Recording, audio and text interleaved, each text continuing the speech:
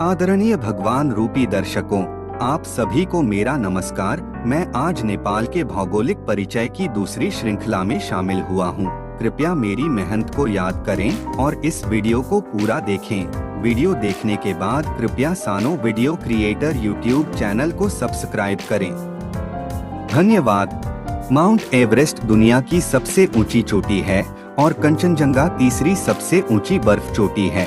लोत्से, मकालू, चोलू, धवलागिरी, मनासलू, अन्नपूर्णा के अलावा विश्व 2 दर्जन चोटियों में से लगभग 1.5 दर्जन चोटियां नेपाल में हैं। कंचनजंगा, खुम्बू, महिलांगुर, रोलवालिंग, गणेश, गोरखा, अन्नपूर्णा, धवलागिरी, कांजीरोवा दुनिया की 10 सबसे ऊंची चोटियों में से 8 एपी और साइपल ग्लेशियरों के नीचे हैं।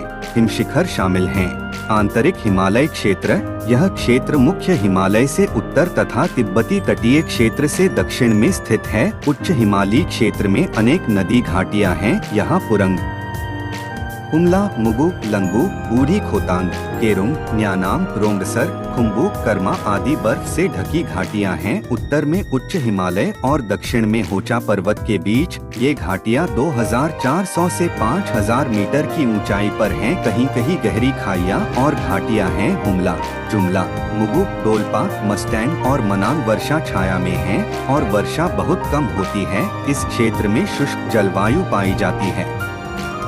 इस पर्वतीय क्षेत्र में शीतोष्ण कोणीय जंगल है, इसलिए घास प्राय नहीं पाई जाती है। यहाँ के निवासी खच्चरों, घोड़ों, चौरी आदि जानवरों का उपयोग करके भोजन, कपड़े और अन्य सामान का परिवहन करते हैं। जौ, गेहूं, बाजरा और आलू 3000 मीटर की ऊंचाई तक उगते हैं। सर्दियों में ठंड होने के कारण इस क्षेत्र में लोगों का निवास स्थान बहुत कम है।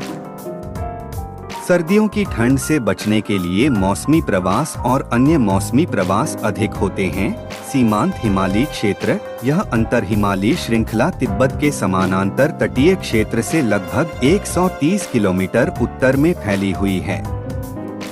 तिब्बती पठार का समस्थानिक क्षेत्र, जो 6000 मीटर से लेकर लगभग 7000 मीटर की ऊंचाई तक है।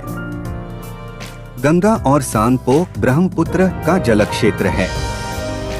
चूंकि चिचोली में ऊंची हिम श्रृंखला आती है, इसलिए इस क्षेत्र की नदियां काली गंडकी, अरुण आदि हिमालय से भी पुरानी मानी जाती हैं। मनांग और मुस्तांग में बिखरी हुई बस्तियां हैं और कई मतदान केंद्र हैं। महत्वपूर्ण भंजांग हैं। वर्षा छाया में होने के कारण यह क्षेत्र मूलतः हिमालयी मरुस्थल है। इसे टेथिस पर्वत भी कहा जाता है। पहाड़ी प्रदेश, उत्तर में हिमालय और दक्षिण में तराई के बीच। मध्य क्षेत्र पूर्व से पश्चिम तक ऊंची होचा पहाड़ियों, फराकिला संघुरा घाटियों, टीलों, नरकटों और टार और बजरी पर्वतमालाओं से सघन रूप से ढका हुआ है। दक्षिण में समुद्र तल से लगभग 300 मीटर ऊपर से लेकर उत्तर में 3000 मीटर तक के क्षेत्रों को कवर करते हुए वे 75 किलोमीटर से 125 किलोमीटर चौड़े तक विस्तारित हो गए हैं। नेपाल को पहाड़ी देश भी कहा जाता है क्योंकि यह प्रांत सबसे बड़ा क्षेत्रफल रखता है।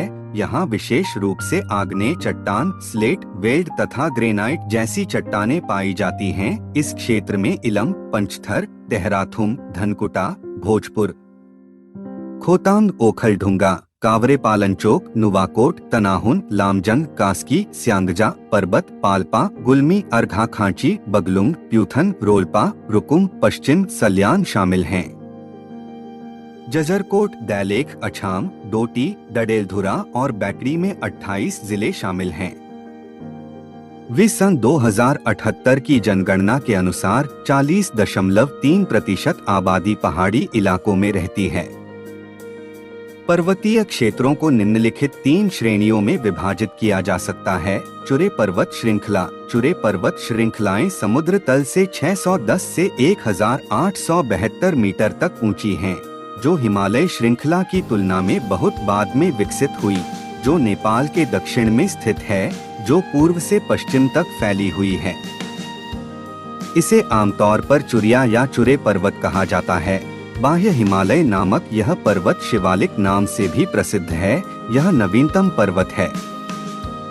चुरे, जो नेपाल के पश्चिम में ऊंचा और पूर्व में निचला है, एक अलग श्रेणी के रूप में महाकाली से कोसी तक फैला हुआ है। मोरंग और झापा के उत्तर में कोसी पूर्व ठुमकी के रूप में मैनाचुली और चुलाचुली हैं। चुरे पर्वत श्रृंखला के कई भाग वनों से आच्छादित हैं। डांग, देवखुरी, राप्ती, चितवन आदि घाटियां समंती प्रकृति के भाग हैं। यहाँ उपोष्णकटिबंधीय जलवायु पाई जाती है। यह क्षेत्रफल 12.7% 1,879,000 हेक्टेयर है। जलग्रहण क्षेत्र की ऊंचाई का अंतर 700 मीटर से कम है। यहाँ की मिट्टी वर्षा जल को धारण करने में सक्षम नहीं है। बारिश के दौरान इस क्षेत्र में नदियां बाढ़ की तरह बहती हैं।